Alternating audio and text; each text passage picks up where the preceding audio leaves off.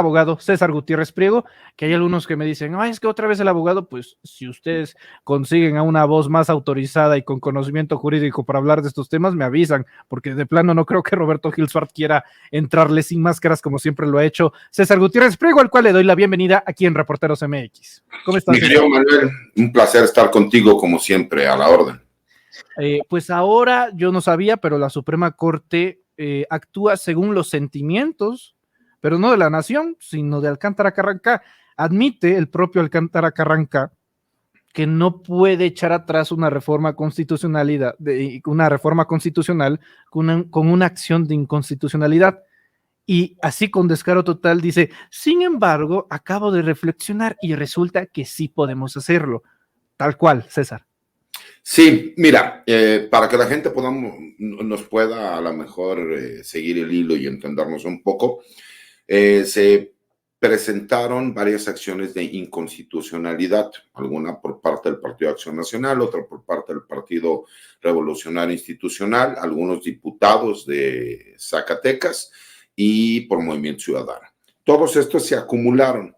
Recordemos que incluso la Corte, por medio de una ley reglamentaria, que es la ley orgánica del Poder Judicial Federal, dijeron, bueno, pues nosotros sí tenemos facultades para por lo menos entrar al estudio de si una reforma constitucional puede, vía una acción de inconstitucionalidad, impugnarse. Y que muchísima gente dijimos, bueno, pues ya sabemos por dónde va a ir a lo mejor la intención del proyecto, ¿no?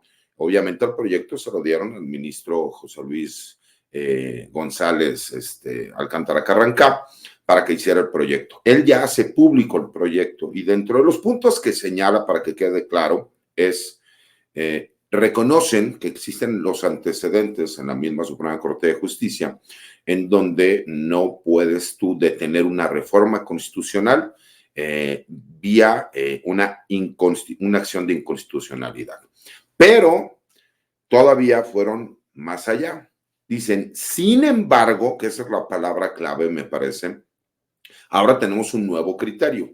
Como las reformas a la Constitución, podemos considerar que esas reformas tienen que ver con una ley electoral, porque ahí viene sin embargo, en una nueva reflexión, ¿no?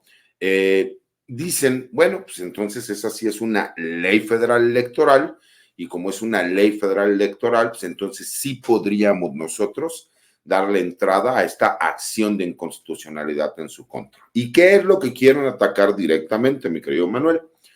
Lo que ellos quieren atacar directamente es la elección mediante el voto popular de jueces y magistrados.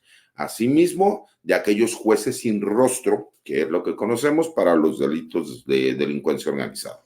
De hecho, si me permites la interrupción, César, incluso los propios medios de comunicación están vendiéndolo en plan de, pero Alcántara Carrancá, no crean que va por toda la reforma judicial, o sea, sí se queda la elección para ministras y ministros, pero sí se va a quitar jueces y magistrados, o sea, no está acabando con todo, pero es que no hay concertaciones, ni negociaciones, ni matices, es todo o nada, o sea, todavía incluso hay una narrativa de, pero está dejando la elección para ministros, no se quejen mucho, ¿eh? Exactamente, mira, ellos lo quieren manejar de esa forma, incluso, ¿no? Lo que se tiene entendido, él presenta el proyecto, obviamente en la sesión que se llevará a cabo el día jueves 31, es cuando se tiene proyectado que se discute el proyecto. Como bien lo señalaste tú, la Corte sí tiene los votos suficientes para aprobar el proyecto del ministro. El problema es que nuevamente vamos a entrar en una problemática que nuevamente puede generar una crisis constitucional. ¿Por qué? Porque ellos mismos reconocen que no es la vía correcta para poder detener una reforma, pero ellos lo que quieren decir es jueces y magistrados por voto popular, no porque lo consideramos que puede ser una ley electoral. Como se dieron cuenta que ellos no podían frenar un proceso electoral, lo que hacen es ir en contra de estos dos artículos que parecería, o por lo menos lo que quieren dar a entender, que como tiene que ver con cuestiones de leyes electorales, pues es una ley federal que está por debajo de la Constitución, aunque viene en la misma Constitución, ¿no? Entonces, lo que me parece importante que la gente pueda entender es que ellos mismos reconocen que no es la vía, que no tienen facultades, pero el sin embargo, ¿sí me explico? Ahora les da a ellos la posibilidad de decir, bueno, nosotros ahora consideramos que aunque sea la Constitución, realmente se está pues, manejando como si fuera una ley federal electoral. Entonces, como es una ley federal electoral, nosotros sí podemos intervenir. ¿Qué es lo que ellos quieren hacer? Porque incluso se supone que va de la mano con lo que pasaría el día de mañana. Se supone que el día de mañana estos 8 ministros que consideramos que van a ser aquellos que votarán a favor de este proyecto, aquellos que están en contra de todo lo que proponga el gobierno federal y aliados, presentarán su renuncia, misma que empezará a surtir efectos hasta el año 2025, que es cuando se podría llevar a cabo las elecciones. ¿Qué es lo que quieren ellos? Quedar ellos como los héroes que detuvieron la elección de jueces y magistrados, sacrificando su puesto como ministros. Eso es lo que ellos quieren. ¿Por qué? Porque no faltará quien diga, bueno, si bien es cierto que los ministros son los máximos representantes, ¿no? del Poder Judicial Federal, la Suprema Corte de Justicia como tal, también la realidad es que no es necesario tener carrera judicial, que es lo que ellos defienden supuestamente, ¿no? Porque sabemos que hay muchísimos ministros que no tienen carrera judicial y que realmente, bueno, pues es una encomienda de carácter político, aunque tiene funciones jurídicas, porque eran propuestos por el Ejecutivo, ¿no? Obviamente el Congreso era quien, de acuerdo a los perfiles, determinaba por quienes votaban a favor y así es como se podía determinar quiénes iban a ocupar los cargos de ministros.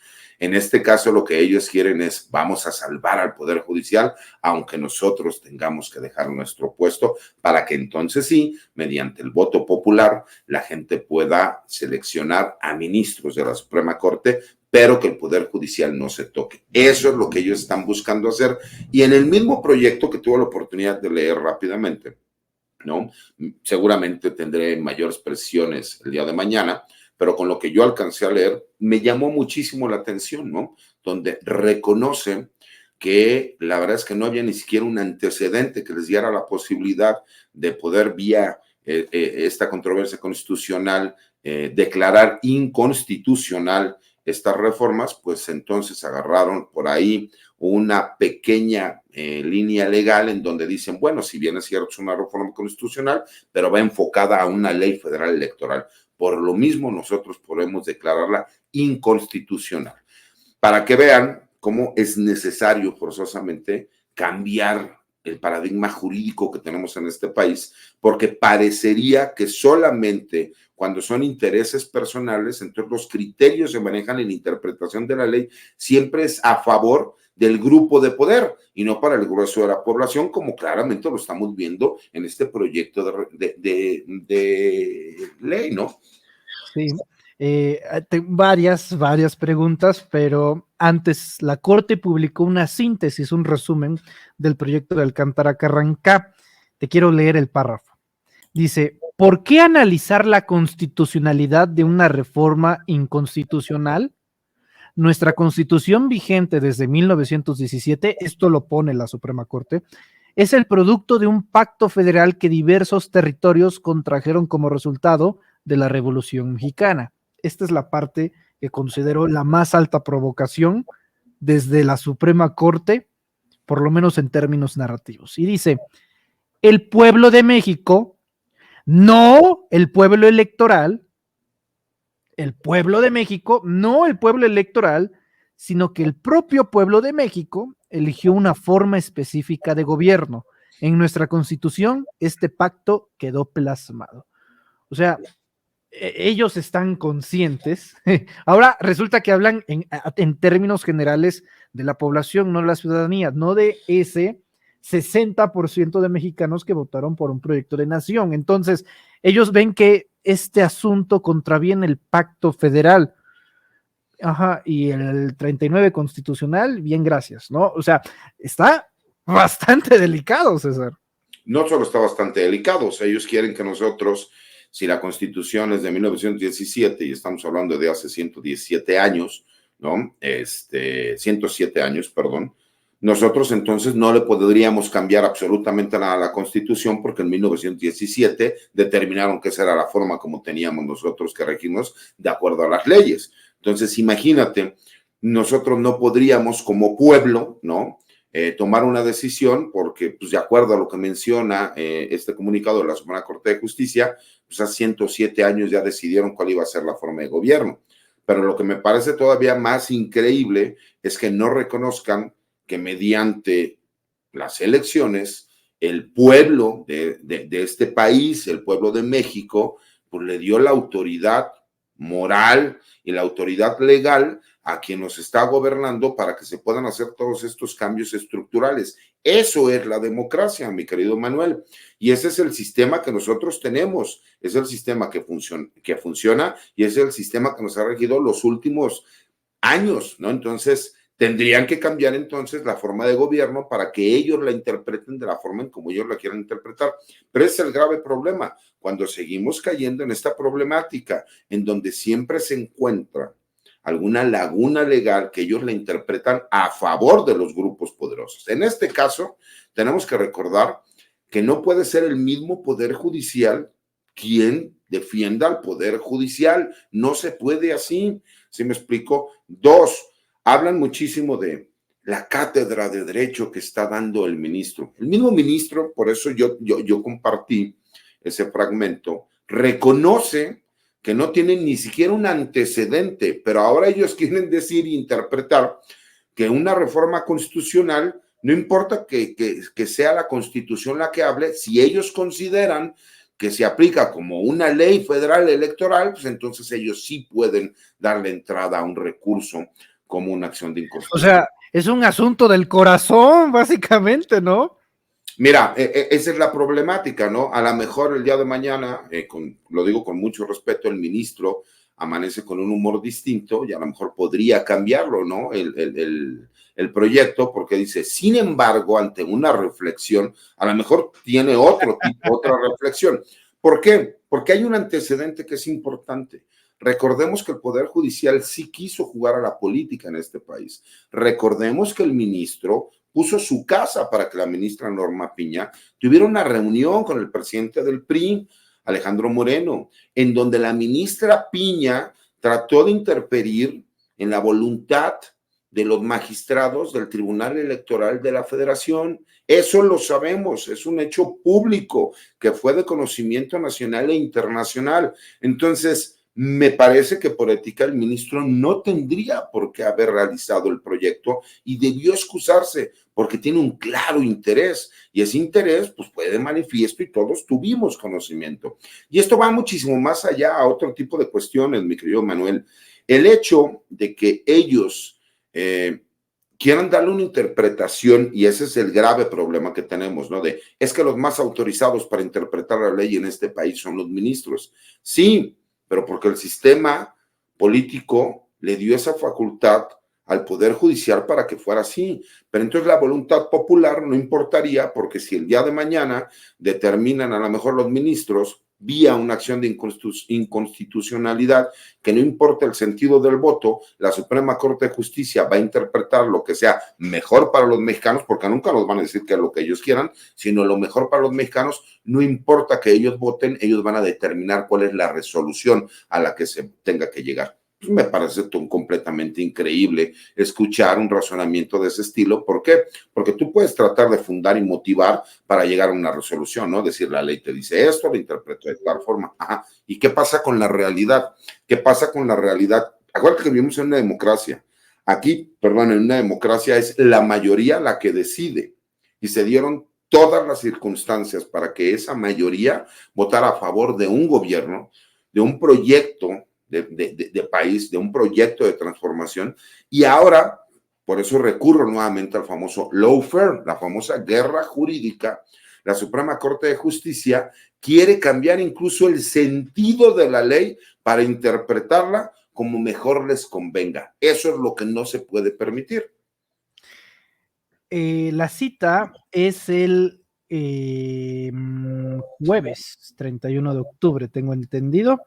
Jueves 31, en Halloween, mira, qué cosas, qué vueltas da la vida. En Halloween sesionan, el 31 de octubre van a sesionar, van a tocar el tema. ¿Qué pasa con la retroactividad del blindaje de la reforma judicial? No entra en efecto, no entra en vigor. estas últimas legislaciones que se llevaron a cabo en el Senado de la República no protegerían de esta manera la reforma judicial, en este caso específico, César.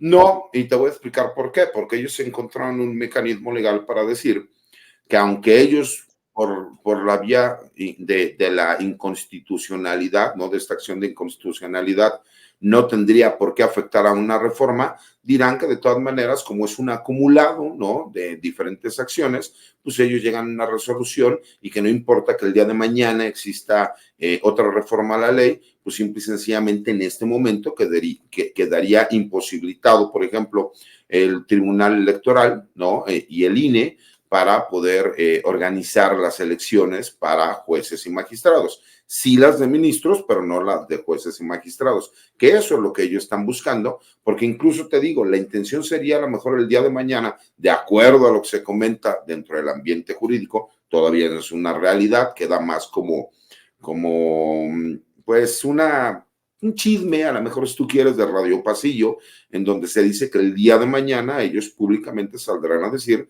que renuncian a su cargo para que se puedan llevar a cabo las elecciones para el año 2025, ¿no? Y que serían este bloque de 8 ministros, tratando ellos de manejarse como que se sacrifican por el bienestar del Poder Judicial en general.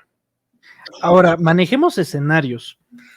Cabe la posibilidad, de hecho, es la gran probabilidad de que los 8 voten a favor del proyecto de Carranca y macheten, si bien no toda la reforma judicial, sí la idea esencial, jueces y magistrados ya no podríamos votar por ellos y tendría que pues adecuarse. ¿No habría algún mecanismo para revertir eso, César?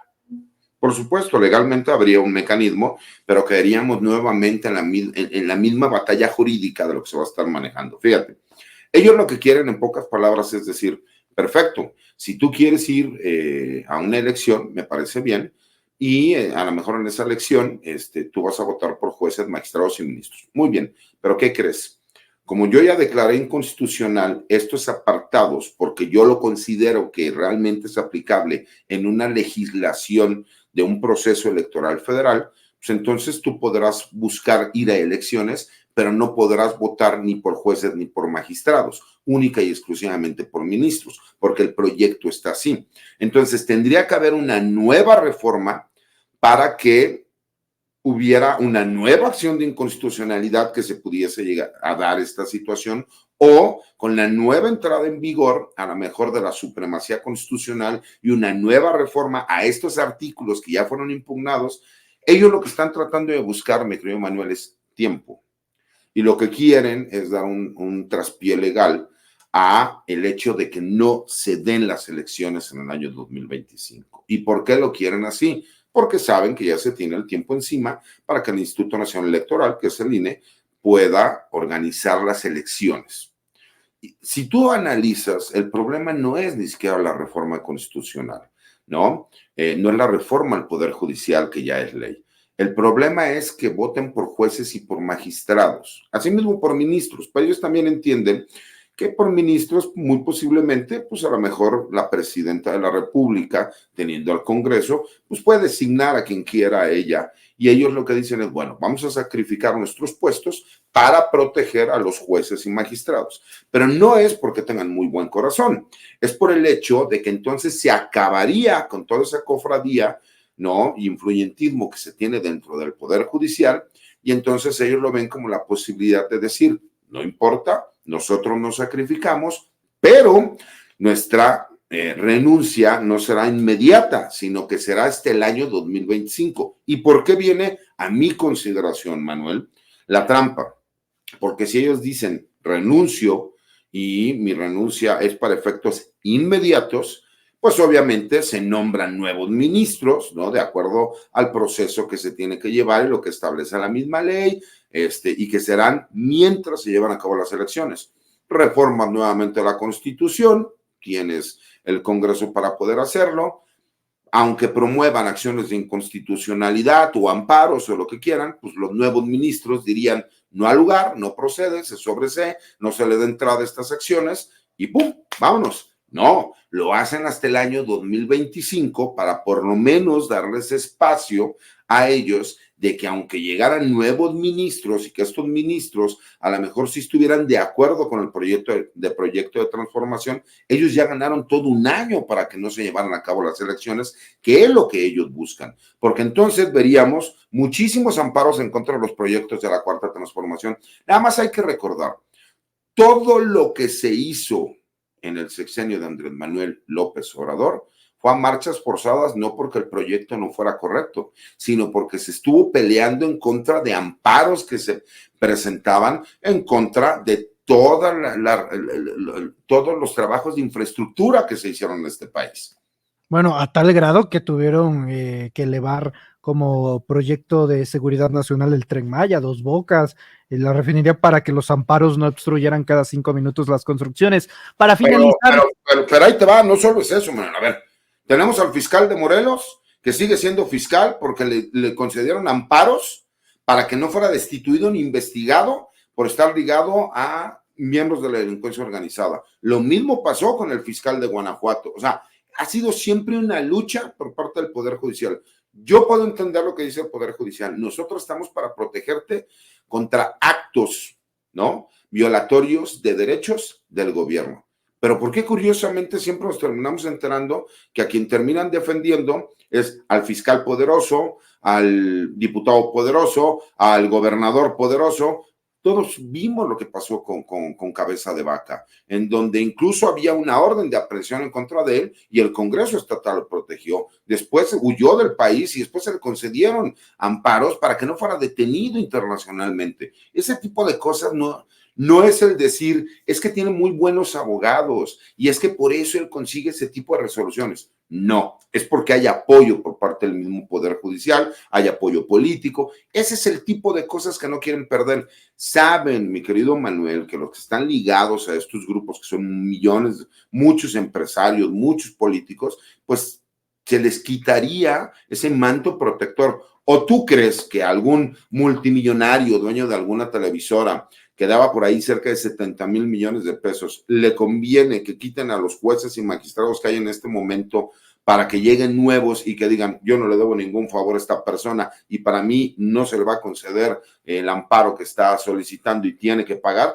Pues imagínate, entonces contra todo ese poder se está peleando y contra todos esos privilegios es los que se están defendiendo ellos. No es una propuesta ni nada, más bien es una pregunta de carácter histórico y de estudio. La titular, y digo la titular porque en este momento es una mujer, pero en sí mismo la figura de la presidencia de la República aún cuenta con la facultad de, si así lo desease, disolver la Corte. Mira, sí, pero la doctora Claudia Sheinbaum ha sido muy clara, no habrá cedillazo. Y no habrá cedillazo, ¿por qué? Porque incluso lo que ellos están buscando es eso, mi querido Manuel. Lo que están hablando es, fíjate, la presidenta de la República va a cumplir un mes que asumió como presidenta.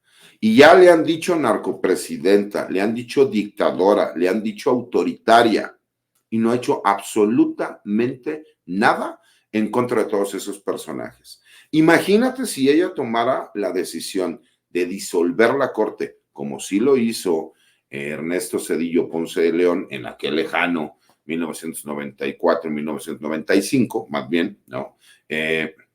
Pues obviamente dirían, ya ven, teníamos razón respecto a lo que se hizo. Saben que se tienen las herramientas jurídicas y por supuesto que la presidenta de la República lo que hará es solicitarle al Congreso de la Unión que emita una opinión técnica respecto a la resolución que lleva a cabo la Corte. Y veremos a los opositores, y guarden este video para que lo vean, decir que contra las resoluciones de la Suprema Corte de Justicia no hay recurso que se haga valer, porque las resoluciones del Poder Judicial se acatan o se atacan. No se consulta con un poder diverso para ver si están de acuerdo o no en si se van a cumplir. Ese es el grave problema que hemos tenido, porque ellos mismos saben, Manuel, que no tienen las facultades para hacer lo que están haciendo. Y en una clara violación y abuso de poder, están tomando determinaciones que no les corresponden.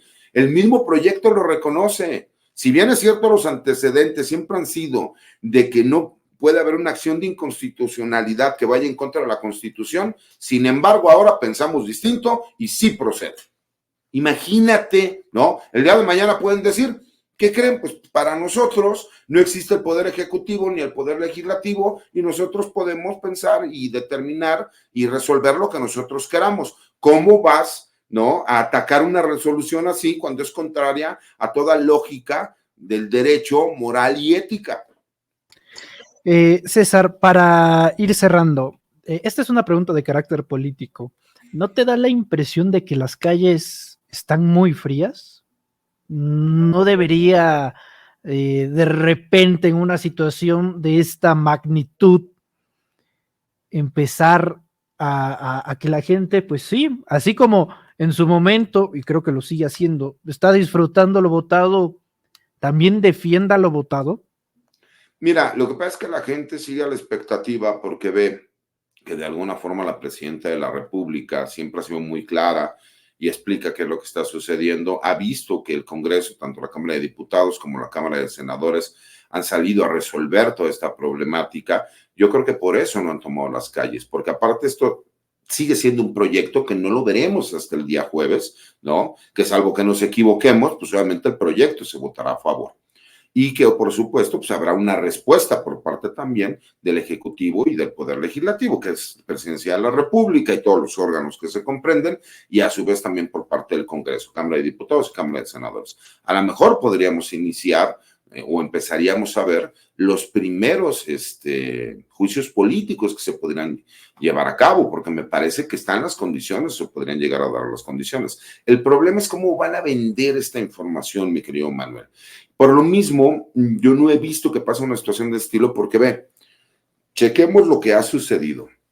Dicen que se encapsuló a personajes del Poder Judicial porque se fueron a manifestar a la Fórmula 1. Tú incluso sacaste un video en donde demuestra que eso es completamente falso y que era el paso de donde se encontraban, ¿no? En los pilotos y que pues, obviamente estaba prohibido que pudiera haber personas ahí, que duró menos de 2 minutos, pero que sirvió para crear una narrativa en donde supuestamente se estaba utilizando la fuerza pública del Estado para ir en contra de estos manifestantes. Imagínate tú, si la gente va y realmente se manifiesta afuera de la Suprema Corte de Justicia de la Nación, dirían entonces que se le está presionando y se le están atacando. Y me parece que nosotros hemos demostrado que no somos iguales. No somos como ellos cuando fueron e irrumpieron al Senado de la República, atacaron, destrozaron. Me parece que nosotros hemos demostrado civilidad y nosotros hemos demostrado que legalmente vamos a seguir haciendo las cosas. Por supuesto, a mí me encantaría también ir, ¿no? Y manifestarme, pero entiendo como hombre de leyes que nosotros tenemos los recursos para hacerlo valer con todo y que ellos no están respetando los recursos y están inventando incluso nuevos criterios jurisprudenciales en donde dicen, si bien es cierto, nunca se había llevado a cabo, sin embargo, pues ahora pensamos distinto y ahora sí se puede. Eso es lo que es increíble, ¿no? Decir, es que no se puede. Y utilizan mucho es que hace 10 años Morena dijo que nosotros deberíamos de tener facultades para revisar una reforma constitucional. Pues sí, hace 10 años les dijeron eso y ustedes dijeron que no se podía, que la ley no se los permitía y que era legalmente imposible. Ahora piensan distinto. Lo importante es saber por qué piensan distinto, Manuel. ¿Qué poder hay detrás de todo esto para que ellos piensen distinto? Porque es increíble incluso leer a magistrados y a jueces salir a decir, este es el primer paso para que el día de mañana les quiten los derechos humanos y la propiedad privada. ¿De dónde sacan ese tipo de ideologías y de tonterías? Ese es el famoso problema de personajes como ese, que con el debido respeto no puede ser magistrado y no pueden ser jueces, personas que utilizan, ¿sí me explico? Y tergiversan los comentarios como si fueran ley. Eso es lo que se me hace increíble y por eso sí creo que es necesario.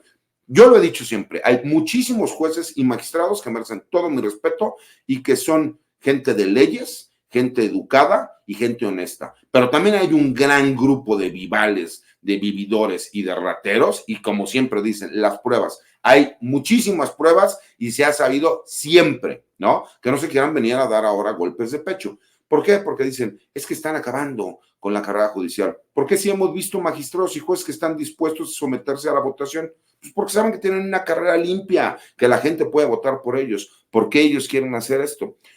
Realmente lo que están buscando es eso, Manuel, que exista conflicto, porque saben que legalmente incluso la resolución que ellos llegaran a tomar es ilegal. No hay un precedente que les permita hacer lo que están haciendo. Y ellos lo saben, y aún así lo van a intentar nuevamente.